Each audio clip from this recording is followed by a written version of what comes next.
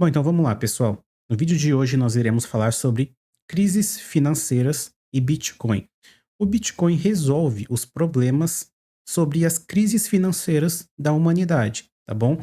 Então é disso que se trata o vídeo de hoje. Vai ser um vídeo um pouco mais longo porque eu vou abordar esse assunto de diversos ângulos diferentes. Mas vamos para o que interessa. Crises financeiras, como essa que está acontecendo agora. Por que elas acontecem? Vários motivos. Principalmente guerras, corrupção, o sistema bancário no geral e crises sanitárias. A última grande crise que podemos lembrar foi uma crise sanitária, tá bom? Então não tinha nada a ver com o sistema fiduciário, não tinha nada a ver. Mas aconteceu uma crise porque tudo fechou, teve a pandemia e etc. Então essa é a que a gente lembra aí de maneira mais recente. Isso impacta no mundo? Sim, de muitas formas diferentes, tá bom? Mas a principal forma que você vai sentir é no seu bolso. Então, quando acontece uma crise, há muito desemprego, o preço das coisas pode subir, muitas pessoas antecipam a crise também comprando exageradamente as coisas e falta no mercado e etc e tal. Bom, o que acontece na crise? Por que que, os fatores que eu acabei de falar, eles acontecem? Principalmente porque há uma imobilização dos investimentos, tá bom? As pessoas retiram dinheiro do mercado e dos bancos. Deixa eu explicar isso para vocês, vamos lá. O que que acontece, quando não vale a pena investir? Quando não vale a pena investir, você simplesmente tira o seu dinheiro do investimento e coloca ele o mais seguro possível, tá bom? É isso que acontece. Normalmente as pessoas vão tirar de ativos de risco, como por exemplo, investir na bolsa de valores, investir numa empresa X, numa empresa Y. É a chamada renda variável, tá bom? As pessoas vão pegar o dinheiro da renda variável, vão tirar de lá e dependendo do país, elas não vão nem colocar no banco na renda fixa. Não, dependendo do país, elas vão sacar o dinheiro, tá bom? Então, é isso o que acontece numa crise. Você não necessariamente coloca o dinheiro no banco. Dependendo, você até tira do banco para colocar no bolso, para colocar embaixo do colchão, tá? E isso é muito ruim. Por quê? Investimentos possuem risco, tá bom? Todo investimento tem um risco envolvido, senão o nome não seria investimento, tá? Na crise, o risco aumenta muito. E é por isso que as pessoas preferem deixar o dinheiro embaixo do colchão, porque esse risco na crise ele é maior ainda, certo? Vamos lá. Quando as pessoas pegam esse dinheiro e colocam no bolso ou debaixo do travesseiro, sei lá, elas tiram o dinheiro das instituições financeiras, que podem ser bancos e empresas, essas podem e vão quebrar, tá bom? As empresas sem investimento e os bancos sem o dinheiro dos clientes, eles vão quebrar. Por quê? Porque eles não, né? Principalmente os bancos funcionam através da reserva fracionária. Então pensa, reserva fracionária, o que que significa na prática? Eu deixo R$ 100 no banco, tá bom? E algum cliente do banco precisa de R$ 1.000, tá? Para o banco emprestar R$ 1.000 para esse cliente, ele não precisa ter R$ 1.000. Ele pode usar os meus 100, os 100 de mais 9 pessoas e fazer 1.000 e emprestar para esse cara, tá bom? Então ele não necessariamente ele precisa ter esses R$ 1.000 do empréstimo. Pode ser uma parte da alocação de outros clientes ou pode ser uma fração. Olha que loucura, pode ser uma fração da alocação de outros clientes. Então o banco não precisa nem ter 1.000, ele pode ter uma fração daquilo e emprestar os 1.000 para outra pessoa. Já contando que a outra pessoa vai devolver esse dinheiro com juros, o banco vai devolver os R$ 100 de cada pessoa, tá bom? E é aquela diferença de juros que o cara que pegou o dinheiro emprestado vai devolver, vai ser o lucro do banco, tá bom? Então, obviamente que isso aqui, em um mundo ideal, uma coisa dessa nunca poderia existir. Por quê? Porque se todo mundo for no banco e sacar o dinheiro, não vai ter dinheiro pra todo mundo, caralho. Então isso aqui já é a primeira coisa mais absurda sobre o mercado financeiro atual, tá bom? Reserva fracionária. Depois, tem a questão de que, se esses bancos e instituições ficarem sem dinheiro, o que que acontece? O nosso papai, ele pode imprimir dinheiro para salvar não só os bancos, porque se existe uma quebra generalizada dos bancos, todo o sistema vai ruir, todo o sistema fiat cai junto. Então o que acontece? Geralmente é o Fed, tá bom? Geralmente é o Fed, o banco americano, ou ele vai comprar o banco falido ou a instituição financeira falida, ele compra, ou ele manda alguém comprar, ou ele vai imprimir dinheiro. Tá? Essas são as duas únicas maneiras de salvar o sistema fiat. Aqui tem uma anotação. O sistema fiat funciona por reputação, tá? O que que é essa reputação? Deixa eu colocar aqui para vocês. Toda vez que o Estado faz uma intervenção para salvar um banco ou uma instituição financeira, ele está avisando para o mercado que vocês podem fazer a cagada que vocês quiserem e a gente vai salvar vocês. Aí as pessoas começam a tomar mais risco ainda e fazer mais dívidas. Então o que que eu quero dizer para vocês, pessoal? Vamos lá. Quando um banco, que é uma instituição de agiotagem, quando eles começam a emprestar dinheiro para as pessoas, mesmo sem ter, e depois quando esses mesmo bancos quebram, tá? E eles não quebram só por esse motivo, existem vários motivos, mas quando eles quebram, uma instituição maior vai e salva esses bancos da falência, ou comprando ou dando algum outro jeito através do sistema financeiro. E qual o recado que isso passa? Que eles podem fazer qualquer merda, que sempre vai ter alguém que é o dono da moeda e vai poder salvá-lo. Tá bom? Por isso que existe a diluição da moeda. O governo vai sempre diluindo a moeda, imprimindo cada vez mais. Isso também ajuda os bancos não quebrarem, ok? Só que isso destrói a reputação do sistema, certo? Por exemplo, você acha que vale a pena investir na Venezuela? Não vale. Por quê? Reputação baixa. Investir na Argentina? Bom, hoje em dia talvez, mas num passado muito recente não valia a pena. Por quê? Não tem reputação. Até mesmo se você comprar uma dívida direto do governo, você não sabe se vai te pagar. Então tudo funciona na base da reputação. Beleza? Isso é muito importante. Bom, continuando. Sabendo que todos esses sistemas funcionam na base dessa reputação, tá? E que às vezes bancos e instituições financeiras são desleixados mesmo, eles não têm responsabilidade nenhuma, eu não invisto mais em nada disso. Tá? Então eu, Lucas, eu só invisto em Bitcoin. Mas Bitcoin não é um investimento. Eu falo investir por quê? Porque eu pego meu dinheiro e coloco lá. Mas eu não acho que eu vou ficar rico com isso. Eu não estou investindo para ganhar dinheiro. Eu estou colocando o dinheiro nisso porque a reputação é melhor do que a das instituições financeiras do sistema. Ok? Bom, vamos lá. O Bitcoin, ele é descolado do universo fiat, ou seja, ele é descolado do sistema, tá bom? E eu vou te explicar por que disso. Ele não é manipulado por bancos ou governos e nem funciona através do sistema dos bancos. O Bitcoin é o único ativo ou a única coisa, a única moeda que ele não tem dono e não tem ninguém controlando aquilo. Porque a base de sua confiança, a sua reputação, que é a coisa mais importante de um sistema, é algorítmica e matemática, tá bom? Então, o Bitcoin não depende do aval de uma pessoa para funcionar bem ou funcionar mal, para tomar uma regra ou outra, porque essa confiança ela é matemática. É através de um cálculo matemático que um minerador desvenda um bloco, ganha dinheiro, e através disso você sabe que a sua transação vai acontecer. Então é matemático isso. E aqui entra a primeira pergunta: você prefere confiar numa pessoa ou num cálculo matemático? Matemáticas são exatas. E o próprio nome exatas já diz muito sobre o sistema do Bitcoin. Exatas. Bom, continuando.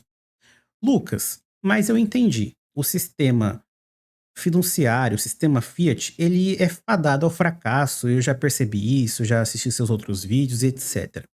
Então, por que que o Bitcoin ele cai quando o sistema está colapsando também.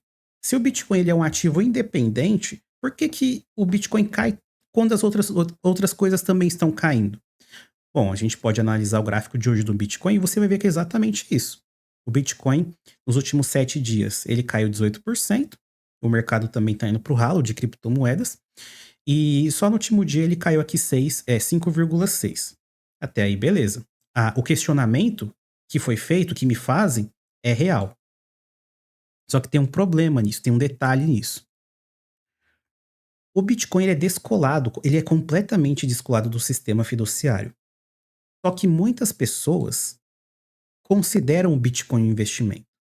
Então essas pessoas tratam o Bitcoin como se ele fosse um ativo da bolsa de valores, por exemplo. A pessoa coloca dinheiro, aloca recursos no Bitcoin, esperando que o Bitcoin vai subir para depois vender aquilo mais caro. Então o Bitcoin ele não é um investimento, mas a esmagadora parte das pessoas pensa que é. E isso é um problema, tá bom? E se você acha que ele é um investimento, você está muito enganado. O Bitcoin não é para você colocar o seu dinheiro e esperar que ele vá valorizar. E alguém vai questionar, mas Lucas, desde o lançamento do Bitcoin, desde a criação dele, ele valorizou sim. Então ele é um ativo de valorização, dá para ganhar dinheiro com ele. Sim e não. Você vai ganhar muito dinheiro com o Bitcoin.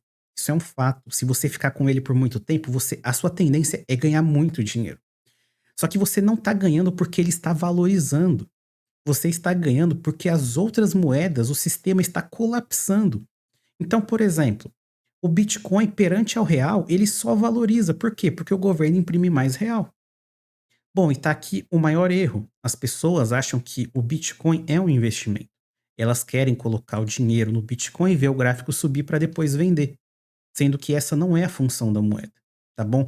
Isso vai acontecer? Sim, mas isso acontece por quê?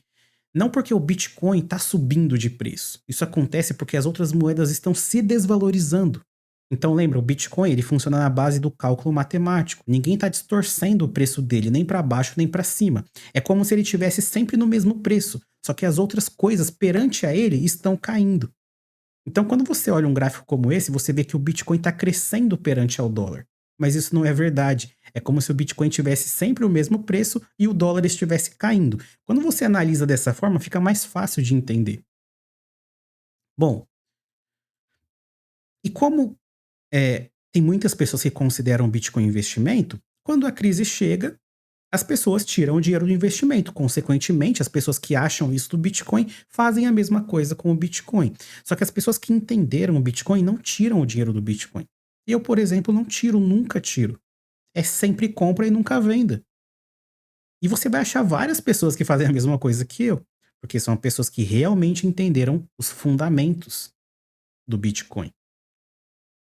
Em algum momento, as pessoas vão perceber que o Bitcoin é diferente dos outros ativos. Ele não é um ativo financeiro. O Bitcoin não sofre mudanças de protocolo por crises. Então, vamos parar para pensar. Se uma empresa está na bolsa de valores e a bolsa de valores está em queda no geral, todas as empresas tecnicamente serão afetadas, porque elas estão na bolsa também, e se o dinheiro é retirado do mercado da bolsa de valores, essas empresas têm menos acesso a dinheiro. Só que o Bitcoin não está na bolsa de valores. Ele está num protocolo único, que só tem ele lá dentro. Ele é como se fosse um ativo separado. O Bitcoin não é um ativo, ele é o ativo. E essa frase diz muito sobre o que eu penso sobre o Bitcoin.